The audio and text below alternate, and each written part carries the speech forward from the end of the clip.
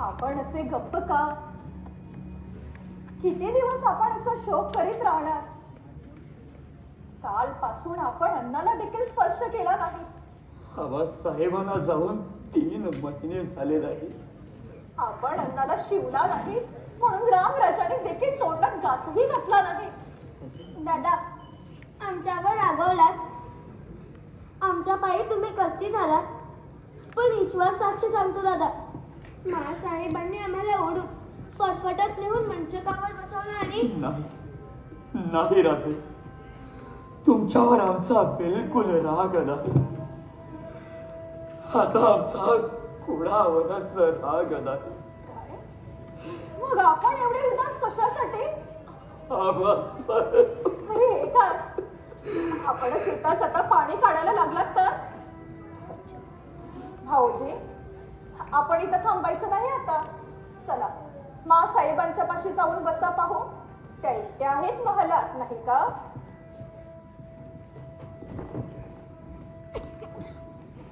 आता घडल्या गोष्टीबद्दल खेद करण्यात काय अर्थ? आबासाहेब गेले, आम्हाला न भेटता न बोलावता गेले. आमची काळजी करता करता खचून गेले. हे कोणी सांगितलं आपल्याला? काहीतरी मनात घ्यायचं. घडलेल्या गोष्टी घडून जातात. पण आबासाहेब असं देव माणसं उगाच उन्माळात नाही. राणी साहेब, साहेब देखील काल म्हणाले, साहेब आता हवं ते सांगत सुटतील म्हणून आपण नुसते साहेबांचे शब्द आम्ही उगाळीत बसलो नाही. राणी साहेब, गडावर रामराजांची मुंज झाली, पाठोपाठ लग्नाचा एवढा मोठा सोहळा झाला, पण आम्हाला बोलावलं नाही. त्याबाबत हंबीररावांनी खुलासा केला नाही का? मूळ दांड्यासाठी हे जीप निघाले त्यावेळी साहेबांनी इतका कंगावा केला की तेच म्हणजे साहेबांच्या कांगाव्या पुढे आबासाहेबांनी मान दुखावली. आपण थोडा महाराजांच्या मनाचा विचार करावा. बायका असमंजस निघाल्या की घरातले कर्ते पुरुष देखील त्यांच्या पुढे पांगळे होतात.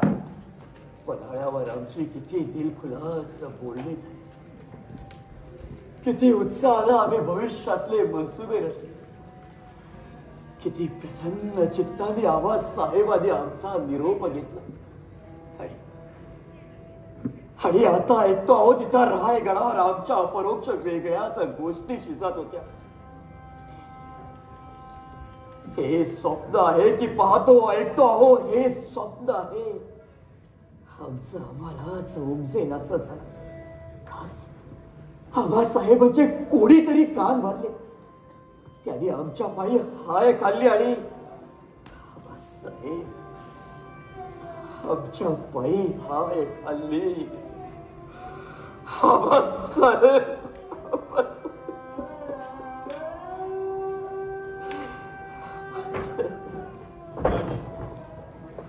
अण्णाजी आणि मोरोपंत,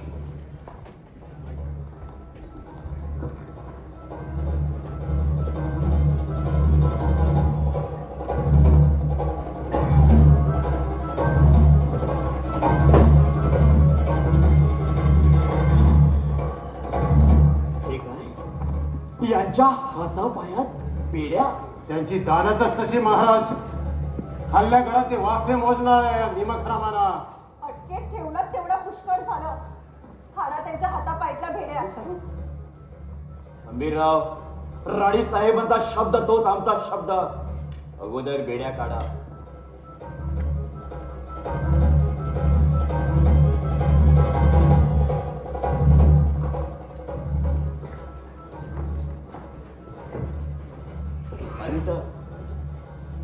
फौज घेऊन मोठ्या दिमाखानं आमचा बंदोबस्त करायला निघाला. आता बाजी उलटली, तुमचा डाव हुकला. आता काय मनसुबा आहे तुमचा? आमचं दैवच फिरलं महाराज. ईश्वर साक्ष सांगतो, रामराजांना गादीवर बसवण्याच्या कटात माझे अंग बिलकुल नव्हतं. जिथं अधिकार गाजवला तिथंच तमासगिरासमोर धिंड निघाली. त्या परीस कडेलोट होता तरी बरं होत. हा पश्चात विलाप आहे पंत. आम्ही आपला सामील असतो आणि महाराज आपल्याला गवसते तर आपण वेगळाच अवतार धारण करत आहात. आई जगदंबेलाच आमची काळजी, म्हणून मामासाहेब आपल्याला सद्बुद्धी झाली. एक शहाणपण बरं सुचलं की काल आम्ही रायगडावर पाऊल ठेवलं त्यावेळी अटकाव करायला कोणी डसले नाही. एवढी छाती करते तर महाद्वारात रक्ताचा सणात पडला असता. आपणास मजाक सांगतो राणी साहेब, आम्ही नुसतं रुद्रावतार धारण केलं तर पंतांनी उपरण्यात हात बांधून साक्षात आमच्या पुढे लोटांगण घातलं. जाणून बुजून जी पावलं टाकली त्यासाठी उपरण्यात हात बांधायची आपली सवय नाही सरनोबत. महाराज गेले, आमच्या इमानाची माती झाली. इमान महाराज इतके आजारी होते तरी पन्हाळ्यावर त्याची खबर नाही, हे तुमचं इमान.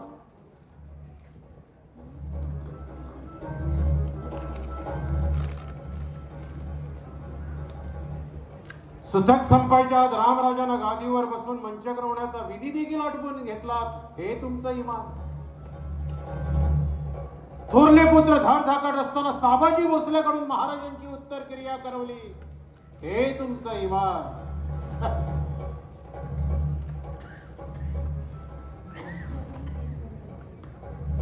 आणि शंभू राजांना कैद करण्यासाठी पन्हाळावरून तुम्ही फौज बंद होऊन निघालात, हे देखील तुमचंच इमान.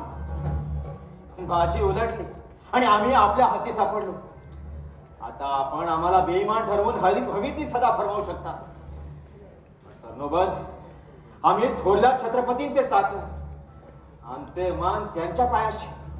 द्रोह घडलाच असेल तर तो आपला आहे, आमचा नव्हे. अण्णाजी, थोरले महाराज इतके दुखणारीत झाले की त्यातच त्यांचा अंत झाला, तरी साधी रीत म्हणून देखील आम्हाला खबर नाही. गडावरच्या माणसांना ही गोष्ट शोभली का? हा सवाल त्यावेळी जे गडावर होते त्यांना पुसणं योग्य होईल. महाराज निवडले त्यावेळी आम्ही रायगडच्या पंचक्रोशी देखील नव्हतो. महाराज इतके दुखणाईत झाले त्यावेळी तरी तुम्ही त्यांच्या जवळ होतात. माफ करा सरनोबत, राजांना परत बोलावून घेण्याविषयी पंतांनीच महाराजांविषयी हा विषय मांडला होता. पण महाराजांनीच नको म्हटलं, त्याला आम्ही सेवक काय करणार? महाराजाने नको म्हटलं? होय महाराज. महाराज त्यांच्या बोलण्यावर आपण विश्वास देऊ नका. अण्णाजी, प्रधान मंडळाचे आणि आमचे लागे बांधे कधीच जुळले नाहीत. तरी देखील तुमच्याशी झगडा करायची आमची बिलकुल इच्छा नाही. पण अण्णाजी, फक्त आमच्या एकाच सवालाचं उत्तर द्या. दौलतीचा कोणता निवाडा आबासाहेबांनी केला होता? त्यांची अखेरची इच्छा काय होती? निर्वानिरव करण्यापूर्वी महाराजांची शुद्ध गेली तर दौलतीचा मनसुबा कोण पुसणार? हा झालं तर आम्ही देखील हेच सांगत होतो. रामराजांना गादीवर बसवायची कारवाई केवळ आपली होती असं आम्ही समजायचं का? म्हणजे त्याची अशी गोष्ट झाली सरनोबत. तुमच्या सवालाचं उत्तर हवं असेल तर ते द्यायची माझी तयारी आहे. पण ते कडू उत्तर घेण्याची राजांची तयारी आहे का ते आपण पुसावं त्यांना. अण्णाजी, तुमचं कडू उत्तर ऐकायला आम्ही उत्सुक आहोत. जमान इतकं ते जलाल असेल असं आम्हाला वाटत आहे. तर मग ऐकावं लागेल. महाराज आजारी झाले त्या दिवशी आमची बोलणी झाली तीच शेवटची. त्यानंतर आमची बोलणी झाली. प्रल्हाद निराजींनी वारंवार पुसले तरी शुद्ध झाली तो महाराजांनी आपलं मौन सोडलं नाही. आणि दौलतीची वाटणी तर महाराजांना साफ नामंजूर होती. आणि महाराजांचा कल, त्यांचा ओढा कोणाकडे झुकत होता ते राजे आपणही जाणता. अण्णाजी, असे आड वर्णानं बोलू नका. आबासाहेबांचे शब्द हवेत आम्हाला. ठीक आहे, तेही सांगतो. पंतांना आणि आम्हाला महाराज म्हणाले, पोक्त विचारानं सुचेल ते करा, पण राज्य निर्णायकी होणार नाही याची काळजी घ्या. म्हणून आपण हा पोक्त विचार केला. युवराजने, यापूर्वी आम्ही जे म्हणत आलो की आपल्याला कितीही कडू लागला तरी आज सर्वांसमक्ष पुन्हा एकदा म्हणतो, शंभू राजे गादीवर येण्यात दौलतीला धोका आहे हे त्रिवार सत्य आहे. जबान सांभाळ मला अण्णाजी. अण्णाजी, पंत, तुम्ही मुक्त आहात. रामराजांना गादीवर बसवा आणि खबरदारीनं राज्य चालवा. आम्ही गड सोडून निघालो. स्वारी, आमच्याकडून तुम्हाला कसलीच भीती. तुम्ही घर सोडता कामा नये. राजे, राजे, तुम्ही कष्टी होऊ नका. यात तुमचा काळीचा अपराध नाही. कदाचित तुम्ही दौलतीचे स्वामी होण्यातच सर्वांची भलाई असेल. नाही दादा, आम्हाला राज्य नको, आम्हाला दौलत नको, आम्हाला तुम्ही हवे आहात दादा. राजे, राजे, असा वेडेपणा करू नका. आजवर कैक वेळा खेळात तुमचा हट्ट मानून राज्य आम्ही घेत होतो. पण राजे, आता आमच्या शब्दाखातर हे राज्य तुम्ही पत्करलं पाहिजे. राजे, आबासाहेबांची आज्ञा तुम्ही देखील मानली पाहिजे. पण दादा, आबासाहेबांनी अशी आज्ञा केलीच नव्हती. राजे, तुम्हाला ठाऊक नाही. दादा, तुम्हाला ठाऊक नाही ते आम्हाला ठाऊक आहे. राजे, मगा हे अण्णाजी कटू बोलले, खरं बोलले, पण सगळं खरं बोलले नाही. राजे, म्हणजे तुम्ही क्षमा करा दादा, आम्ही आडून ऐकत होतो. हे पंत हे अण्णाजी तुम्हाला घालवून देतील याचा भय वाटलं म्हणून आम्ही दाराशी उभे होतो. वेडे हात राजे आपण. शंभू राजांना घालून देणारे आम्ही कोण? तर मग शपथ घेऊन सांगा पंत, दादांना गडावर बोलवण्याची बात तुम्ही काढली त्यावेळी आबासाहेब तुमच्याशी काय बोलले? नक्की शब्द आठवत नाही, पण तुम्ही विसरलात, पण आबासाहेबांच्या प्रत्येक शब्दाच्या आम्ही धरून आहोत. आबासाहेब इथं बसले होते, म्हणाले शंभू राजे भेटते तर फार बरं होतं. त्यावर पंतांनी इथं उभं राहून विचारलं, शंभू राजांना बोलवून घ्यायचं का महाराज? मग महाराजांनी काय उत्तर दिलं? नको, भाबडा पोर, दिल फाटून जाईल त्याचं. राजे, पंत, अण्णाजी, ही दगाबाजी. महाराज, महाराज, सोडा महाराज, सोडा महाराज. हे खपाची तपासा शिरावर घेऊ नका. सोडा महाराज, सोडा, सोडा महाराज. बोला, बोला पंत. आणि होय. अण्णाजी, असंच काहीसं म्हणाले महाराज. आणि अण्णाजी, गादीवर आम्हाला बसवण्याबाबत तुम्ही आबासाहेबांची बात काढली त्यावेळी आबासाहेब तुमच्याशी काय बोलले ते सांगा पाहू. जी मुद्द्याची गोष्ट होती तेवढीच सांगितली, पण तुम्ही तेवढीच उगाळली. तुम्ही विसरलात, पण आबासाहेबांच्या प्रत्येक शब्दाची याद आम्ही धरून आहोत अण्णाजी. कोणत्या शब्दाची याद?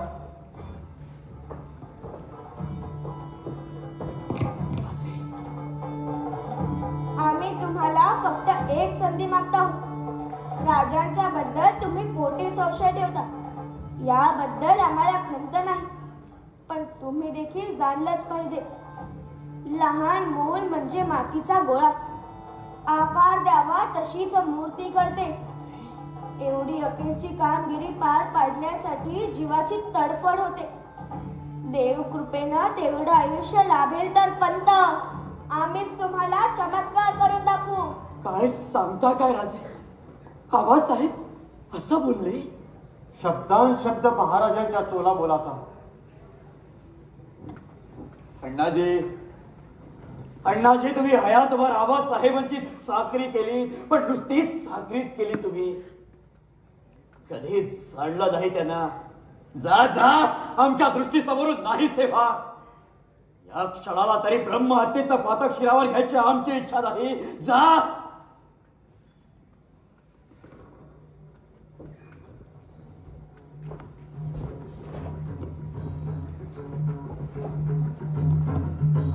दादा, क्षमा करा दादा. आबासाहेबांचे बोल बोलता बोलता भान विसरून आम्ही आसनावर बसलो. पण ईश्वर साक्षी सांगतो दादा, पुन्हा कधी कधी इथं बसणार नाही. या आसनाची मी हयातभर चाकरीच करेन. भाऊजी, एवढी समजूत, एवढं शहाणपण आपण कुठं शिकलात? मैने आबासाहेबांना मी वचन दिलं. वचन? कोणतं वचन? गादीचा लोभ कधी धरणार नाही, दादांच्या आज्ञेत वागेल. आणि आणि आणि काय राजे? रागवू नका दादा, पण तुमचा सांभाळ करू. आमचा सांभाळ? राजे, तुम्ही आमचा सांभाळ करणार. आबासाहेब म्हणाले शंभूराजे आमचे थोरले पुत्र, तुमचे वडील बंधू आम्ही तुमच्या ओटीत घालतो. मग आम्ही म्हणालो हो ना भाऊजी, काय म्हणाला? आबासाहेब, सावलीसारखे आम्ही तुमच्या पाठीशी उभे राहू. गाव त्यांच्या अंगावर पडला तर तो आम्ही आमच्या अंगावर झेलू. राजे हे अमृताचे बोल ऐकून आम्ही कृतार्थ झालो. पित्याच्या पोटातली वाया जी आम्हाला कधी उपजली नाही ती राजे तुमच्या ओठातून ऐकून आम्ही धन्य झालो. आमच्या परिसर राजे तुम्हीच छत्रपतींचे पुत्र शोभता. दादा, बच्चा बेटा राजा, अरे तू आमच्या आधी का नाही उपजलास? अरे तू आमचा थोरला भाऊ का नाही झाला? दादा,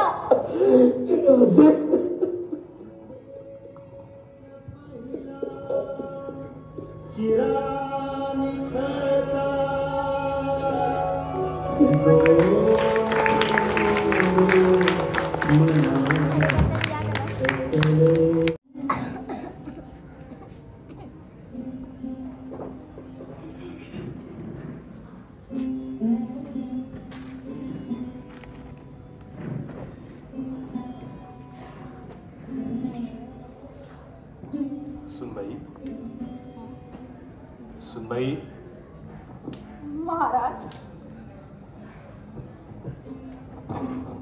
सुखी राहा.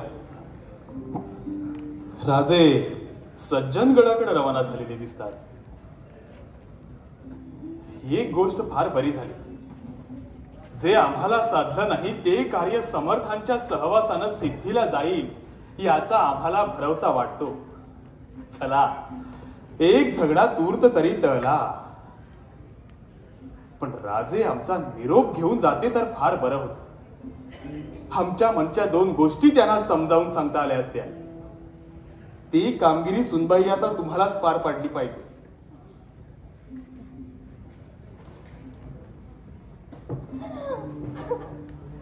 तुम्ही का कष्टी झालात? राजांचा पाड उतारा करायचा आमचा हेतू होता असा तुम्ही देखील समज करून घेतलात. मग डोळ्याला हा पदर का म्हणून? समजलं.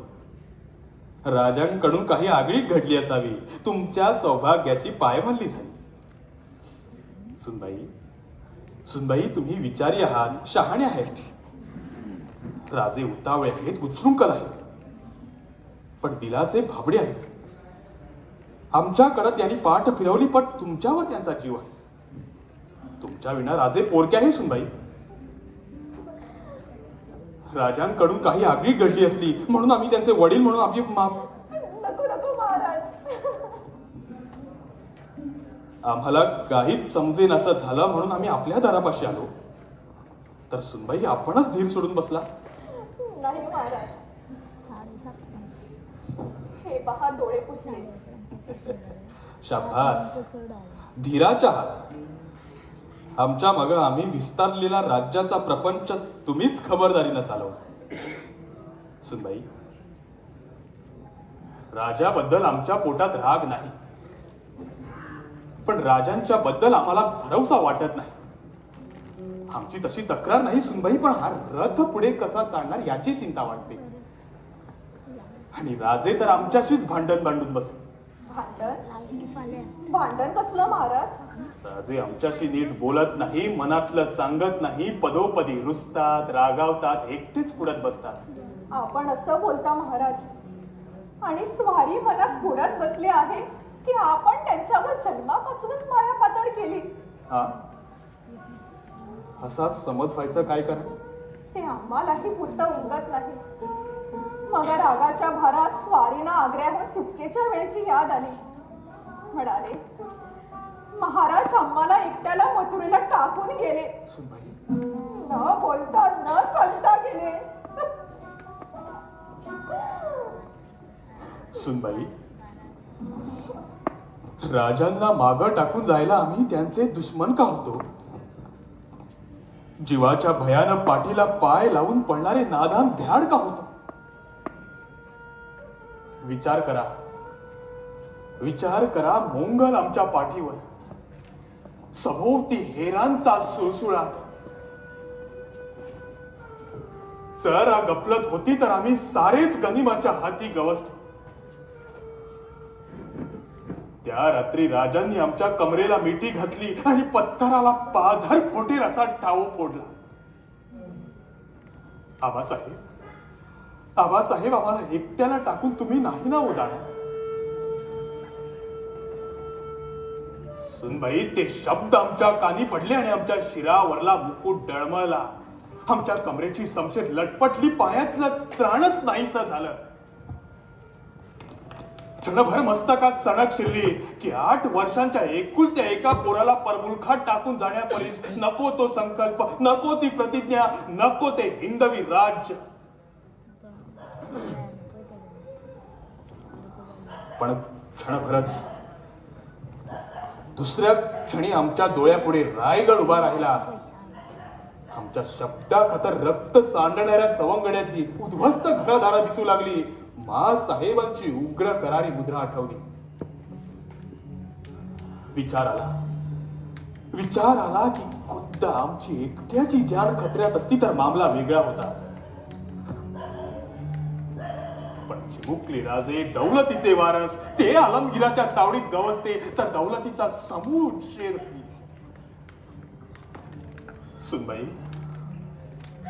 सुनबाई, केवळ राजांना बचावण्यासाठी आम्ही आमचं मन मारलं, उसनं उसान राखलं आणि कमरेची चिमुकल्या हाताची मिठी सोडवली. त्या रात्री मोठ्या निर्धारानंच राजांना मागा टाकून आम्ही यमुना पार झालो. बरोबरच्या सरदारांनी आमच्या मुद्रेवर केवळ निर्धारच पाहिला, पण आमच्यातल्या तडफडणाऱ्या पित्याचे अश्रू पाहिले ते फक्त यमुना माईनच. वेडा पोर मनात ठेवून वागतो, पण खुल्या दिलानं आमच्या पाशी नीट कधी बोलला का नाही. स्वारी आपल्याशी खुल्या दिलानं कधी बोलली नाही. आणि काय? मोकळ्या मनानं बोला सुनबाई. आणि काय? आपला स्वारीना कधी लढाच लागला नाही, विश्वास निर्माण झाले नाही, घरातल्या सावत्रपणाची देखील पुरती दखल घेतली नाही. म्हणूनच काय? बोला सुनबाई, म्हणूनच काय? काही विपरीत तर? महाराज खास झाला. महाराज काय झालं? महाराज शंभूराजे मोगलाला जाऊन मिळाले. काय बोलता काय? हा महाराज, शंभूराजे मोगलाला जाऊन मिळाले. शंभूराजे दिलेर खानाच्या छावणीत जाऊन दाखल झाल्याची खबर आत्ताच आली आहे महाराज. राजे? हो. दिलेर खान? छे, शक्य नाही. पंत? होय महाराज, खुद्द बाहेर जिनीच खबर आणली तेव्हा त्यात गफलतीची शक्यताच नाही. सुनबाई, हीच खबर देणार होता तुम्ही? आता बोलायला तो नाही कुठं त्यांना? रडून फेकून ही दगलबाजी दडते. राणी साहेब, सुनबाईंच्या बद्दल एक अवाक्षर बोलू नका. राहिलं, गळ्याला साथ लागायचं नाही आपले डोळे उघडायचे. पंत, गडागडावर हुकूम पाठवा. राजे सापडतील तिथे कैद करून आमच्या समोर उभे करा. जी महाराज. अण्णाजी, राजांचे सगळे मार्ग तुम्ही रोखून धरा. गंभीरराव, खबर मिळतात निवडक जवानाची एक तुकडी राजांच्या मार्गावर पाठवली महाराज. छावणीकडे जाणारे सगळे मार्ग आम्ही रोखून धरले आहेत महाराज. पण खबर अशी आहे की राजे माहुलीच्या मार्गे निसटले. एव्हाना ते दिलेर खानाच्या छावणीत दाखल देखील झाले असतील. याचाच अर्थ खानानं राजांशी पूर्वीच संधान बांधलं होतं. स्वारीला आलेला एक खलिता आजच आमच्या हाती लागला. पण मग सुनबाई, वेळीच तुम्ही ही खबर आम्हाला का नाही दिली? त्यांचंही या पितुरीत अंग असल्याशिवाय. ताई, सुनबाईंची दोन्ही कडून कुचंबणा. सुनबाई, स्वारीने आम्हाला जन्माला येणाऱ्या बाळाची शपथ घातली होती.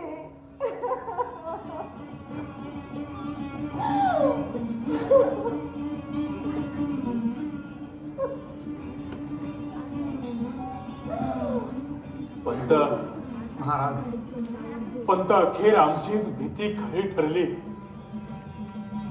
अखेर मोगलांनीच आमचा छावा फिकवून नेल. आपण गाफील राहिलो आणि अखेर आमचाच डाव आमच्यावरच उलटवला. आधी राजाला परत आणण्याची कारवाई केली पाहिजे महाराज. युवराज परत येतील अशी अटकळ आहे तुमची?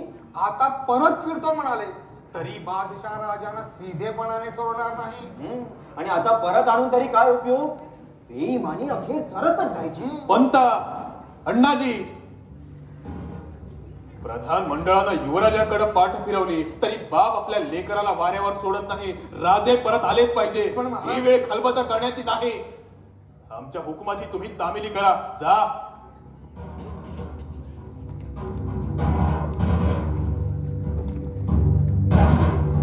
तुमचे हात थकले म्हणजे राजांना परत आणण्यासाठी आम्ही जातीनं दौड करू.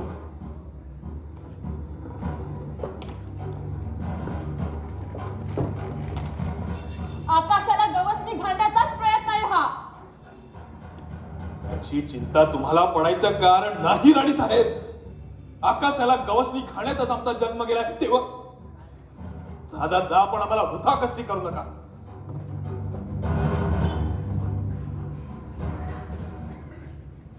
महाराज, हमीर, दुनियेचा कारभार आम्ही मोठ्या उमेदीनं केला, पण घरच्या प्रपंचात आमच्या हाती अपयश आले. गृहस्वामिनीचा दिल बदसूर मनाशी मन कधी जुळलंच नाही. मा साहेब गेल्या. जीवाभावाच्या सवंगड्यांनी वाटेवरच निरोप घेतला. आता पोटचा पुत्र दौलतीचा वारस 7 जन्माचा दावेदार झाला. मुळावरच कुऱ्हाडीचे घाव घालू लागला. आमचा दिल कोणाला उमगत नाही. आमची भाषा कोणाला समजत नाही. आमच्या दृष्टीची भरारी कोणाला दिसत नाही. क्षितिजाचा पल्ला राहिला दूर आणि अर्ध्या वाटेवरच आमचे पाय गेले. उमेद खच्ची झाली. आम्ही एकटे पडलो, एकाकी झालो. तो संकल्प, ती प्रतिज्ञा, त्या सहसळत्या उमेदी, ती पंख भरारी, ती करुण झेप, बाकी हिशेब शून्य. जटायू सारखे आमचे पंखच कापले गेले. आता पहिल्या तीराकडे खुरडत खुरडत जाणं भाळी आलं. राजे, राजे तुम्ही कसले? अरे पोरके, आम्ही झालो आहोत. आम्ही झालो आहोत.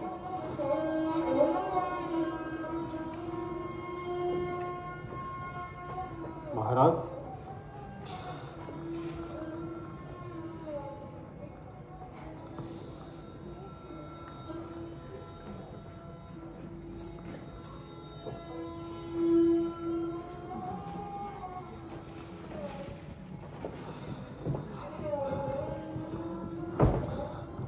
महाराज, आपल्या डोळ्यात पाणी. हबीर, हबीर, लोक आम्हाला अवतारी पुरुष मानतात, पण अशा आपत्तीत झणझणीतपणे याद येतात की आम्ही देखील अखेर हाडा मांसाचेच आहोत. अरे आम्ही देखील माणूसच आहोत.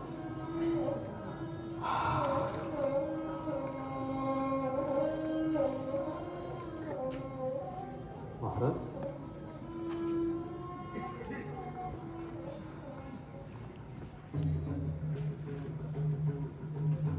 छे छे, असे हातपाय गाऊन चालणार नाही. हे राज्य व्हावे ही श्रींची इच्छा आहे. सुनबाई, सुनबाई, डोळे पुसा. चिंता करू नका. गुन्हा राजांचा नाही, आमचा घडला आहे. आम्ही राजांना परत आणल्याखेरीज राहणार नाही. पण महाराज, राजे अट्टी आहे. शिवाय हंबीर, राजांच्या हट्टीपणाची मातब्बरी तुम्ही आम्हाला सांगतात. अरे अवघे 16 वर्षांचे देखील नव्हतो तेव्हा रोहिणीश्वर चढता चढता दादाजी पंतांसारख्या वयोवृद्ध कारभाराच्या अंतःकरणाचा भेद केला होता. थोरल्या महाराजांना आमचे उद्योग नापसंत होते तेव्हा त्यांनाही हिमतीनं आम्ही आमच्या बाजूला वळवून घेतलं होतं. प्रत्यक्ष जन्मदात्या पित्याला आणि ज्ञानदात्या गुरुला नुसत्या शब्दानं जिंकणारे आम्ही.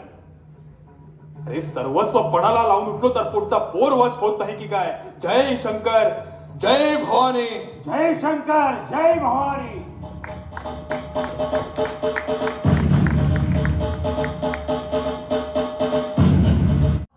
ऐकलं तेवढं खूप झालं.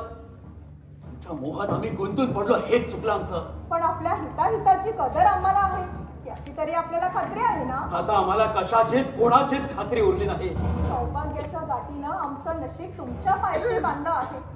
याची याद आपण विसरलात तरी आम्हाला विसरता येत नाही. ती याद जागती असती तर आमची आज्ञा मानून आमच्या बरोबर गणाबाहेर पडला असतात. पण निदान असा भलताच बदसल्ला आपण खात्रीनं दिला नसता. बरसल्ला कोणता दिला. मा साहेबांनी आणलेला महाराजांचा निरोप आम्ही आपल्या कानावर घातला. नुसता निरोप घालून थांबला नाही तुम्ही. पराईला जाऊन समर्थांच्या सेवेत आपण उभायंत्याने राहावं अशी तुमची देखील इच्छा होती. समर्थांची सेवा म्हणजे सजा आहे का. छे छे, मोठा सन्मान आहे आमचा. जा जा जा जा, थांबलात का. आमच्यासाठी एक भगवी छाटी आणा, कांद्यावर झोळी अडकवा, हातात चिपळ्या गळ्यात तंबोरी द्या ठेवून. म्हणजे मनाचे श्लोक म्हणे दारोदारी हिंडतो आम्ही जोगवा मागत. संत समागमाबद्दल इतका तिटकारा बरा नव्हे. त्याची माहिती तुम्ही आम्हाला सांगायची गरज नाही. तुमच्या ध्यानात अद्याप कसा येत नाही. काय ते. हा अटापिटा संत समागमासाठी चाललेला नाही. ही सजा धडधडीत भान उतारा आहे आमचा. अष्टप्रधानांची आणि सरकारकुनांची आमच्यावर प्यादे मात आहे. आमच्या सवालाचं हे उत्तर नव्हे. महाराजांना सजाच पुकारायची असती तर आपल्याला सज्जनगडाकडे जायला त्याने आज्ञा दिली असती का. आम्हाला टकमक टोक्यावर देऊन त्यांनी उभं केलं असतं तरी तो कडेलोट आम्ही पत्करला असता. त्यांची तेवढी हिंमतच नव्हती. शिवरात्री तुम्हाला भूल पडली आहे पण आमच्या जुन्या जखमा अद्याप बळाबळा वाहत आहेत. महाराजांच्या गैरहजेरीत रायगडाच्या मुक्त्यारीवर आमचा जन्मसिद्ध हक्क. पण अष्टप्रधान कानाशी लागले आणि महाराजांनी आमचा हक्क उधळून लावला. आमच्या गळ्यात अडकवली प्रभावळीची सुभेदारी. तुमच्या शब्दाखातर आम्ही ती पत्करली. पण त्या पायी युवराजी अष्टग्रहांचीच खचित आपल्यावर वक्रदृष्टी झाली. एरवी इतक्या सरळ गोष्टी आपल्याला वाकुळेपणा का दिसावा. खरं बोलला. अष्टग्रहांचीच आमच्यावर वक्रदृष्टी झाली. आज नाही आमच्या जन्मापासून. जन्मदात्री आई आम्हाला पाण्यातच टाकून गेली. थोरल्या बाळासाहेबांची पाखर आम्हाला झाड येण्यापूर्वीच तुटून पडली. आणि आबासाहेब त्यांची तर जन्मापासूनच आमच्यावर गैरमर्जी. असं का बोलता आपण. महाराजांची आपल्यावर माया नाही असं का आपण समज करून घेतला. समज. आपण आमचा तो केवळ एक समज मानता. युवराजने तुम्ही थोरा घरी जन्माला. माता पित्यांच्या मांडीवर तुम्ही लाडात वाढलात. आबासाहेबांच्या लाडक्या सुनबाई म्हणून थाटामाटात या रायगडावर वावरलात. आमच्या पोरक्या जीवनाची दर्दभरी कहाणी तुम्हाला नाही कळायची. आम्हाला चढ आल्यापासून ठाऊक आहे फक्त आबासाहेबांच्या डोळ्यातला धाक. आमच्या मनावर कोरली आहे त्यांच्या ओठावरली सुन्न चरब. आमच्या पोटात अजून कालवत आहे त्यांचा छत्र, त्यांचं सिंहासन, त्यांची राजमुद्रा. अग्रहून सुटकेच्या प्रसंगाची याद आली की अजून रक्त जळू लागतं, मस्तक फिरू लागतं, पोटात आतडी तटात तटात तुटू लागतात.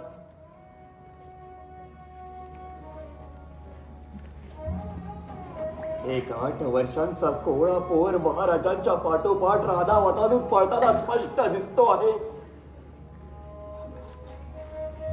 अंगात चोर भरला, पायाला टरटरून ओढ आले, तरी हो की चूक नाही. अपरात्री मथुरेला एका ब्राह्मणाच्या घरात मुक्काम पडला.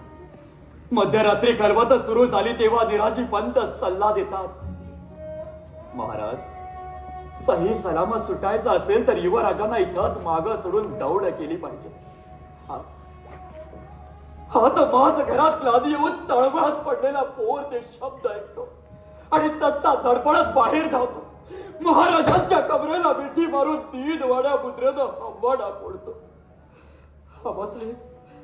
आबासाहेब, आपण आम्हाला एकट्याला मागं टाकून नाही हो जाणार, नाही हो जाणार.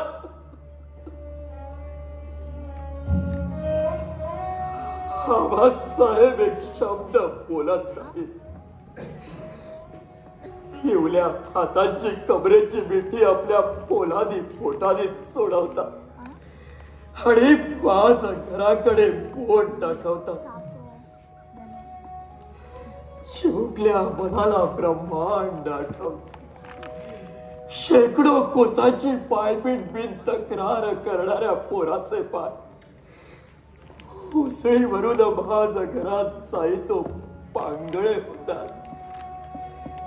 महाराज, महाराज त्या रात्री निघून जातो. आम्हाला दा भेटतात, दा बोलतात.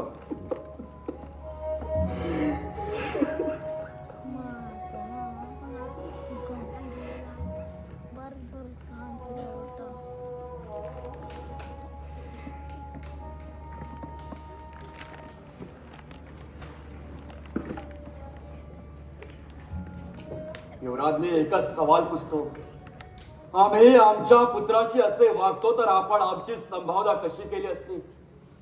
स्वारीच्या मनचं दुःख आम्हाला समजतं, पण आपण असा विचार करावा की महाराज छत्रपती आहे, हेच आपण आम्हाला बजावणार. युवराज, हे पश्चात शहाळपणाचे बोल आम्ही आमच्या दुखऱ्या मनाला काही का सुनावले आहे, पण समजून पटत नाही. हात कुठंतरी खोलवर तडा गेला आहे, तो सांगत नाही. जे बोलायला नको होतं ते आम्ही बोलून गेलो, पण पुन्हा महाराजांच्या मायेच्या गोष्टी तुम्ही आम्हाला पुसत जाऊ नका.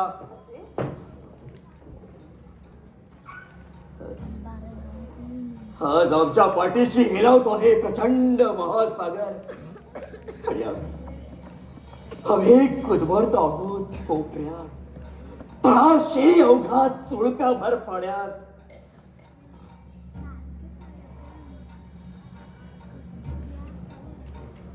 बस,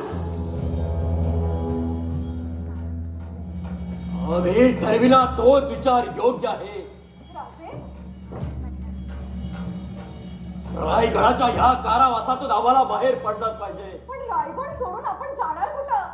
या राज्याचे सरहद्द ओलांडून कुठंही मोकळ्या मैदानात, खुल्या आसमानात आमच्या संशयीला वाव मिळेल तिथं. त्याच्या बळावर आपण कोणता पराक्रम करणार? एकटे का वडवून आम्ही देखील दऱ्याखोऱ्यातले बावळे उठू. आम्ही देखील स्वराज्याचा तोरण बांधू. नशिबाला हात दिला तर आम्ही देखील 1 करोड होदाचा राज्य पैदा करू. मोगलाच्या आश्रयानं. कोणाचा आश्रय म्हणाला? मोगलांचा. मोगलांचा काय संबंध? आपण आमच्या मनाविरुद्ध काही प्रसंगी वागलात, पण अशी प्रतारणा कधीच केली नव्हती. प्रतारणा? कोणती प्रतारणा केली आम्ही आपल्याशी? दिलेर खानाच्या छावणीत आपले खलिते जात होते, याचा सुगावा आपण आम्हाला कधीच लागू दिला नाही. दिलेर खानाकडे नव्हे, शहाजाद्याकडे आमचे खलिते जात होते. शहाजाद्याची दोस्ती तर तुम्हाला ठाऊक होती. मोंगड सगळे एकच. दुश्मनाशी कधी दोस्ती होती का? शहाजादाचा आमचा अनुभव फार वेगळा आहे. काय? महाराजांना न सांगता न बोलवता? महाराज कोण? त्यांचा संबंध काय? आम्ही स्वतंत्र आहोत, आम्ही आमचे मुक्त्यार आहोत. साहेबांनी स्वराज्याचा तोरण बांधलं त्यावेळी थोरल्या महाराजांची संमती घेतली होती. आमच्या गळ्याची शपथ आहे आपल्याला. आपण असं वाट शपथा घालून आपण आमचा मार्ग रोखू नका. तुम्ही आमच्या संग येणार किंवा नाही एवढ्या पुरता जबाब द्या. एका अटीवर यायला आम्ही तयार आहोत. एकाच अटीवर, महाराजांच्या कानावर आपण आपला मनसुबा घाला, मग आम्ही आपल्या पाठीशी आहोत. पाठ तुटली आमची तरी पर्वा नाही. महाराजांच्या कानावर आमचा मनसुबा आम्ही आमच्या तोंडाने घालावा. वा, छान, असा सल्ला देत आहात आपण. आपल्याच हाताला स्वतःच्या पायात बेड्यात चढवण्यात के तुम्ही आम्हाला बेहतर समजलाय की काय? आमचं बोलणं आपण पुरतं ऐकावं. अंगात धमक असेल तर कुशाल रायगडावर उष्टी खरकटी काढी बसा. आम्हीच चाललो. जय शंकर, जय भवानी. जीवात जीव असते तो आम्ही आपल्याला मोगलाच्या गोटात जाऊ देणार नाही. त्याच बाबतीत कुणी लुडबुड केलेले आम्हाला खपत नाही. राजकारण हा बायकाचा मामला नाही. दुर्वा, राजे, महाराज आम्हाला पुसतील, त्याला कोणत्या तोंडाने जबाब देऊ आम्ही? ज्या तोंडाने आम्हाला रोखलं त्याच तोंडाने जाऊन महाराजांना सांगा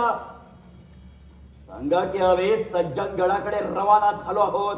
नाही, आम्ही झूट बोलणार नाही. आम्ही छावणीत पोहोचतो खरी गोष्ट आबासाहेबांना सांगाल तर तुमच्या पोटी जन्म घेणाऱ्या बाळाची शपथ आहे तुम्हाला.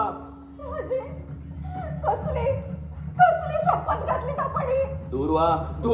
नाही, आम्ही आपल्याला जाऊ देणार नाही. असली शपथ घालण्यापरीस कुशाल आमच्यावर संशय चालवा आणि मगच पाऊल बाहेर टाका. तुमच्यावर संशय चालवायची असती तर इतका वेळ तुमची मदतहडी केलीच नसती. फिर बायका त्या बायकात. जय शंकर, जय भवानी. आई गं!